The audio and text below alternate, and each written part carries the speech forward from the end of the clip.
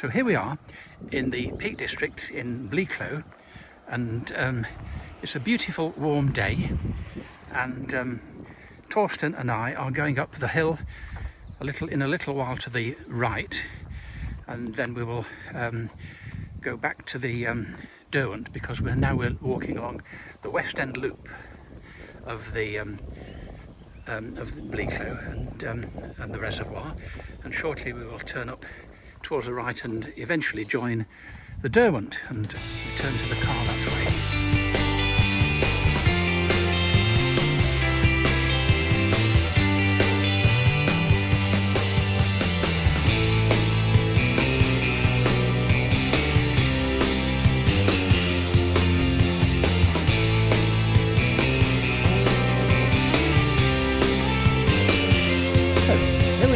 Sitting in the shade because the sun today is very powerful, and I'm here of course with Torsten, who is from, well, you can introduce yourself. I'm sure you've seen Torsten before if you've followed our videos faithfully, but Torsten, can you introduce yourself? Of course, I'm from Rhineland-Palatinate. That is a state in southwest of Germany. And tell me and us, how long you're staying for in England this time? This time 2 weeks, no, almost 2 weeks, exactly 13 days. 13 days, but we've had the weather so far has been very, very good. At least the first 3 days of this week have been very, very good. It might deteriorate, the weather might deteriorate later this week, so they say, but certainly we've had 2 or 3 very, very good days, and today is a marvellous day. What do you think of the weather today, Torsten? Yeah, it's beautiful weather. It's perfect actually. Not too warm, not too cold. Exactly, it's lovely. Nice to walk. Perfect. It's perfect, yeah. Okay, well, we'll see you soon. We'll make another video when we get a bit further up the hill. So see you soon. Bye.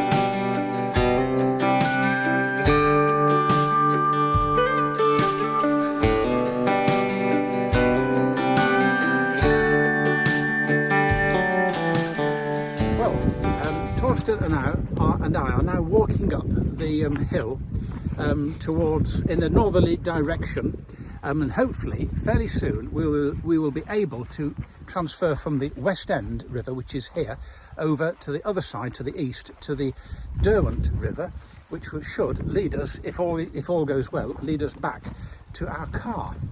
So Torsten, what do you think of our walk so far? What do you think of the landscape? Yeah, it's beautiful. It is very, very nice, but it's bare. I mean, it's green, but of course there are not many trees, just a few trees. Yeah. And of course, I suppose the reason is that it's all nibbled by sheep. You think because, so? I think that's probably the reason. I mean, there aren't many sheep. We can't see many sheep at the moment, but I'm sure that I think the sheep are responsible for the short grass or the short vegetation. Yeah, but for the trees, maybe the climate change is... It could be as well. It might be the climate change too. Yes, because Torsten, of course, well, tell us, you're a member of a certain organisation. Which organisation are you a member of? I'm a member of the organisation Greenpeace. Right, the international organisation to save the environment. I see. And we are also for peace and for animals. I see. So you are, of course, heavily involved in the Greenpeace movement. How many members are there in your branch of Greenpeace? In my town. In your town, yeah. 26. 26 members. And do you find that the general population in Germany, are they receptive to your ideas? Yeah, a lot of them. Yeah. We have more than 500,000 members. Yeah. Not members, donations. Donors. Yeah. Donors. Yeah. Yeah. So yeah, I think the donors really like us. Well, that's good. In the other case, yeah, they, I'm sure, not give a donation. Exactly. If they didn't like you, they would not give any donations. So it is obviously a popular movement, and I suppose it is growing. Do you feel that it is becoming more popular, your environmental ideas? I think so, yeah. I can't say in other countries, but my home country it is. I see, and that's interesting too. I think here in Britain too, those ideas are becoming much more mainstream. In other words, they have more followers now than they did, say, 10 years or 20 years ago. It's becoming much more popular now to be interested in the environment. But of course, 50 years ago, when I was about 10 or 15 years old, the whole kind of industry in Britain was based on coal, and coal is now considered not very good. But in the past, of course, certainly Britain and many other European countries, they depended on the coal industry. And now, of course, coal has practically disappeared in Western Europe. Yeah, in Germany we still demolish whole cities. I will say towns. Yes. To win coal. I say yes. Tell me more. How do you mean? Yeah, the coal companies buy the towns, all buildings in the town, and you have to salt your building. It's not you have to do it. Yes. If you don't want it, you get a message, it's not your building anymore from the state. It is confiscated. Yeah. Taken away. And so all the buildings will be demolished. Yes. And then it's a mine for coal. I see, that's amazing. But you say that still continues now, today? Yeah. We have a date to finish it. Yes. But it is still continue. And is that mining from the surface, or do you have coal mines where people go down into the earth? From the surface. Yeah. That's called in English it's called open cast coal mining, when you can access the coal from the surface of the ground. Yeah. And I think in England, I think too, there is open cast mining, I think, but it is much less now than it was, say, 50 years ago or even 30 years ago. Because of course there is more awareness of the environmental issues of the day. Okay. And when I was, say, 10 years old, nobody considered really environment. We considered the nature was kind of limitless. You could basically use natural products, all you wanted, and people used to throw away plastic and anything without any concern. But now, of course, over the years, people have now realised that the earth does have limits, and therefore you have to control whatever you throw away and recycle if you can. Talking about recycling, do you in Germany, is there a lot of recycling? Yeah, it is, but not enough. Oh, not enough. Yeah. That's right. It's the same here. Yeah, many things are. We collect rubbish in different boxes. Yeah. And then hopefully we will use it again. Yeah. But it's not perfect. Well, exactly. Yeah. But I suppose the direction of travel is right. In other words, you are going in the right direction. Yeah, that's right. Yeah. Okay. Well, but not fast enough. Not fast enough. For example, the coal. Yes. We have a date to finish the coal. Yes.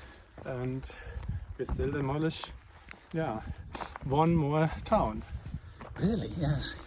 Yeah. Hopefully not. Greenpeace worked on this problem. Yeah. And how big is the town? The average town that is demolished, what is the size of it? Is it 10,000 people? More. More than that, yes. Yeah. So again, that's a big problem, yes. So what happens to the people who live there? Where do they go? Yeah, to a new home.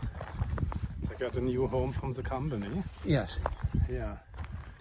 But not everybody wants to go to a new home. They don't want to move, yeah. If they've lived there a long time and they're happy with the neighbours, I mean, I suppose they don't want to move. Whole farms will be demolished, castles. Yes. Everything. It's amazing. So even historic buildings, they can also be demolished. Yes. Of course. And, right. Well, anyway, that's very, very interesting, Torsten, and we'll continue our talk a bit later on. Okay. We are now looking in a vague southerly direction towards the Doan Dam, or rather the Howden Dam, and then the Doan Dam, and finally the Lady Bower Dam.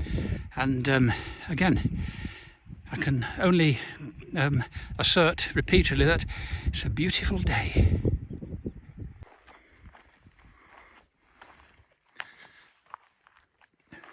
We're now walking roughly eastwards towards, one hopes, the Derwent Valley, which is where we join the River Derwent, which flows southwards, and we should eventually come out to where our car is.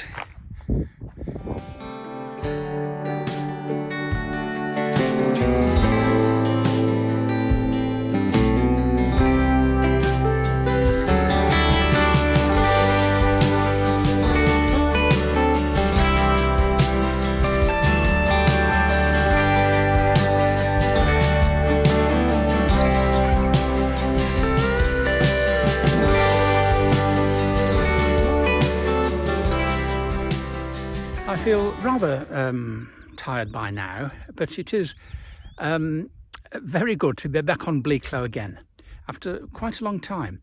And I'm sure that Torsten, who is down there you can see him, I'm sure that he is enjoying the walk, although it is of course pretty hard, but it's good, it's enjoyable.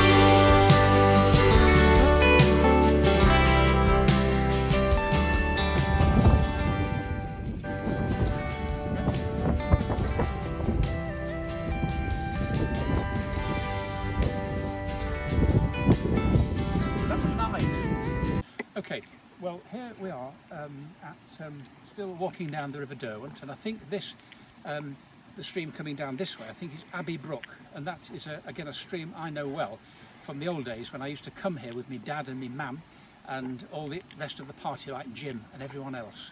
And it's hard to believe, but those days are now 40 years in the past, and they were great days. And I told Torsten, who's here today, that my mum and dad used to come up during the week when they were at work all day, and they came up here to put some cold wine in the stream somewhere up there, and then when we had the real walk on the Saturday, the wine was there, readily cooled, and of course that is now looking back at least 40 years in the past, but they were marvellous days. So this brings back lots of memories of those days. Okay.